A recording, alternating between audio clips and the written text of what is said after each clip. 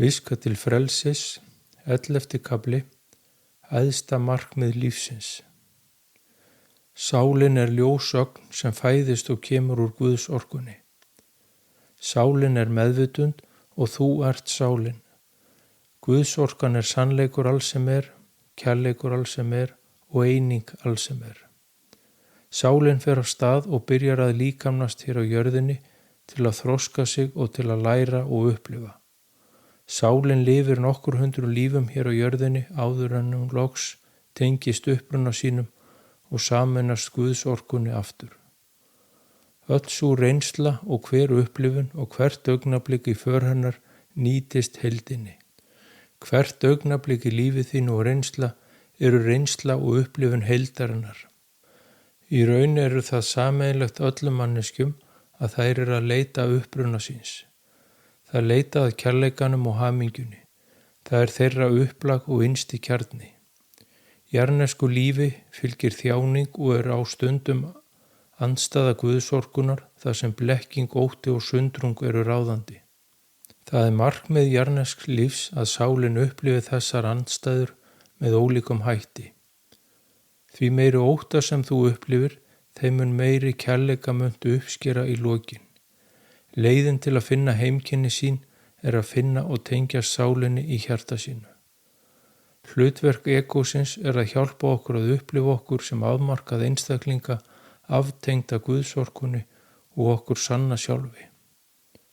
Upplaf egósins er blekking, ótti og sundrung. Framan af er egói ráðandi og stýrir för okkar og lífum. En eftir því sem sálin eldist og þroskast, þá minnkar vægi þess og sálin öðlast meira vægi í lífi okkar. Við verðum kærleiksríkari og umburðarlyndari. För sálarinnar frá lífi til lífs má líkja við einn mannsaldur.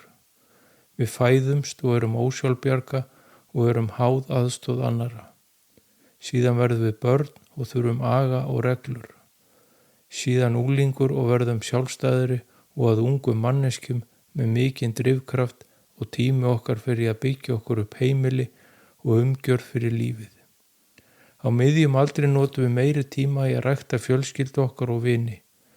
Loks verðum við gömul og það hægist á okkur og við verðum afslappaðri og yfirvegaðri.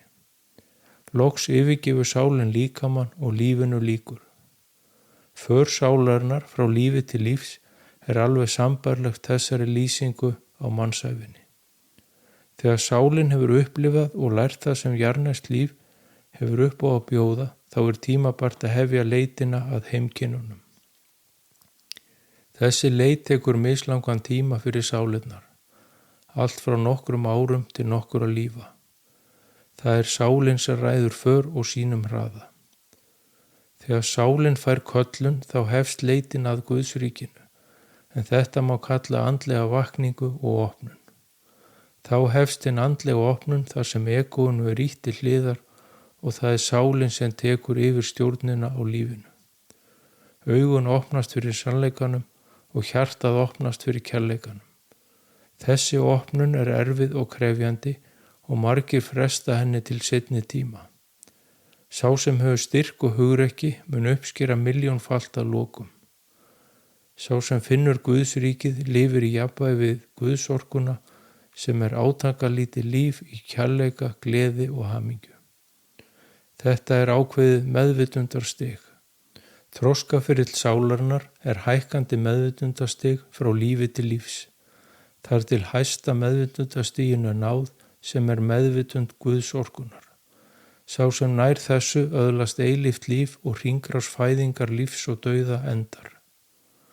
Sá sem leitar mun finna eins og sagt var. Sá sem hefur löngun hefur öðlast þann drifkraft sem á þarf að halda til að ná þessu æðsta markmiði hverjar manneskju.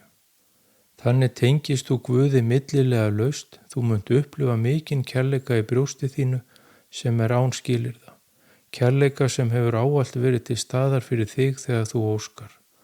Það sem þú öðlast og finnur verður aldrei frá þér tekið.